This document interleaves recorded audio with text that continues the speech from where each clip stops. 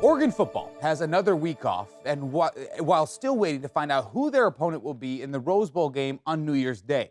The NBC16's sports team of Hayden, Herrera, Ronald, and Erin Slinde join us to share their thoughts on the team and some of the predictions for the start of the college football playoff. Well, welcome to the sports office. This is our grand palatial estate. Hayden Herrera joined alongside Erin Slinde and Ronald Clark, talking some Oregon football. What a season it's been for the Ducks. Ronald, you were here the last time Oregon went through a regular season 10 years ago. Can you believe it's been that long? I don't like to think it's been that long. You're not old. Yeah. I mean, fans are bringing back the 12-0 shirts. It's just a great feeling. It's a great time to be in Eugene. It was a great time then as a college student, a freshman on campus.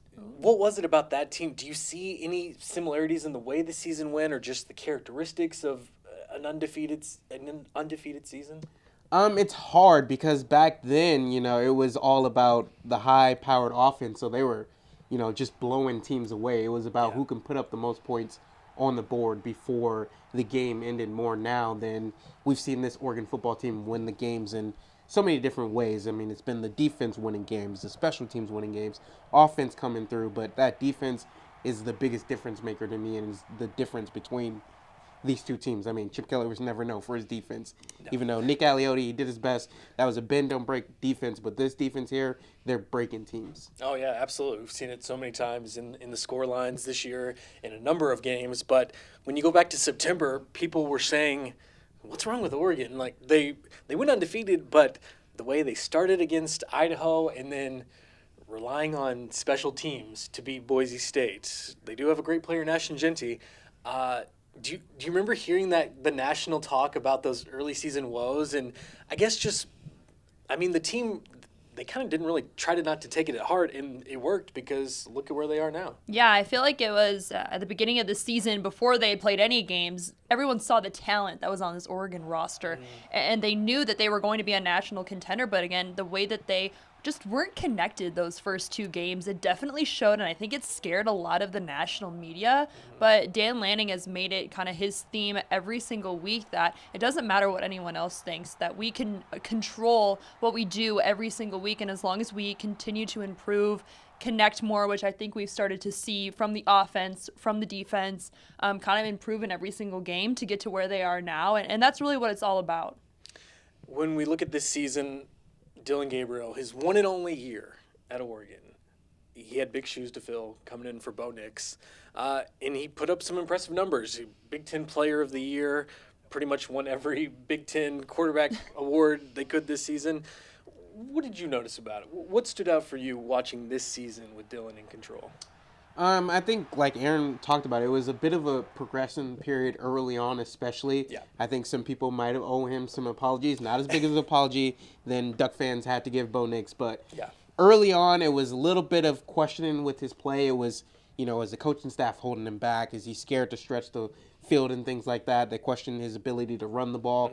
He's done all those things to, an expectation that some probably didn't even see. There was questions about him throwing the ball in the red zone. He had those couple picks that he threw, and then he just really excelled and made this offense his own as he grew with the team. And that connectivity part, even though, off the field they had it. There was, we've heard about his trip to Hawaii and the trip that he set up for the whole entire team, including the walk-ons and things like that. But on the field, after about week 3, you just saw it get better and better and more progressive.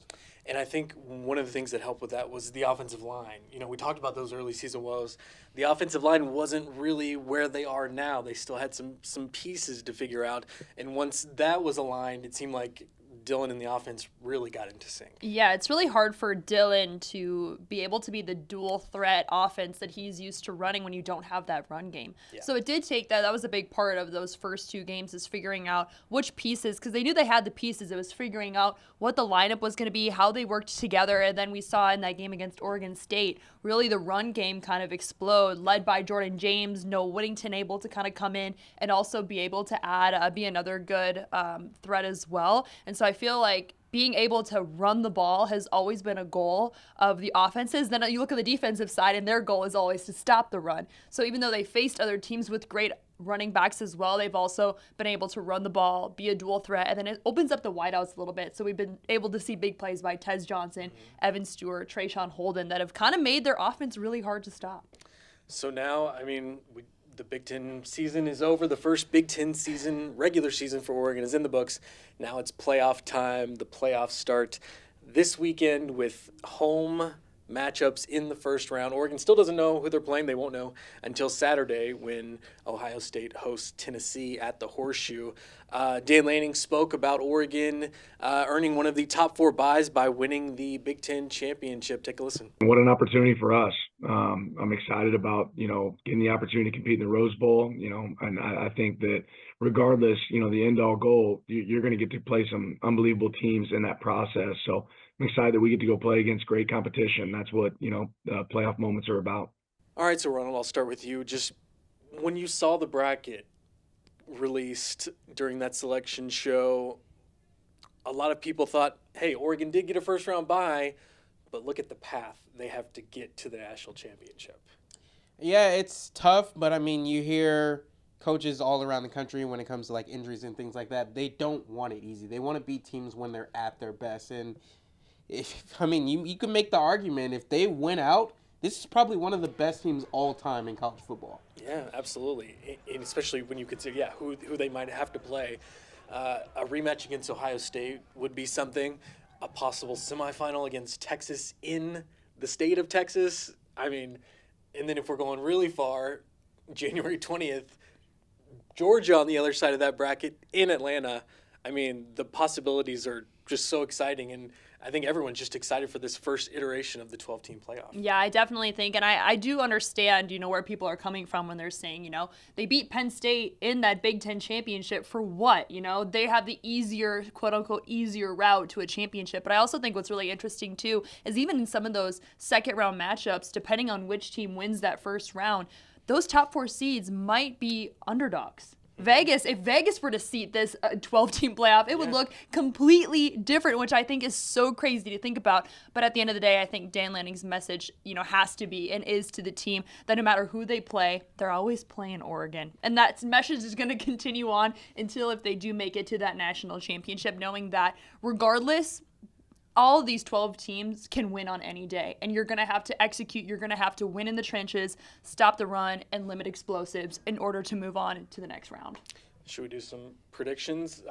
Ohio State, Tennessee. Oh, jeez. Well, I'll talk about the advantages, because I think the advantages of playing Ohio State, even though a lot of Duck fans are kind of scared to see Ohio State again, especially now that they've had time to get healthy and be able to establish, re-win the trenches, I should say. I do think the advantage is they've already scouted Ohio State. Having to scout a new opponent in Tennessee would be rough, especially knowing that if they catch fire, they've been playing in the SEC and they have beaten some good teams already this season. Could be a challenge, but you think about Tennessee also not having to scout Oregon. They only have 1 week, whereas Oregon can kind of prepare for both teams, see which one wins, and then go with ever scout depending on who wins. So I think that scouting part is going to be really interesting to see, but also teams have had time to put new things in the offense, just like improve stuff on defense. So I think this month is really going to be interesting to see. We might see some teams come out in the first round and look like a completely different team than we've seen in the regular season. Yeah, to speak to that, I mean, Dan Lanning talked about it himself. He can throw someone out there who we haven't seen in a couple weeks. I mean, think about just this entire season for them. They've had so many injuries. Gary Bryant, the second, came back.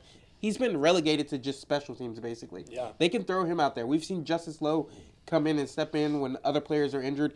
He's done a great job. We haven't seen him in a couple weeks. He can come back out there. There's so many options with this team because they're that deep. I mean, players, it won't get counted against their red shirt if they play in this. So Exactly.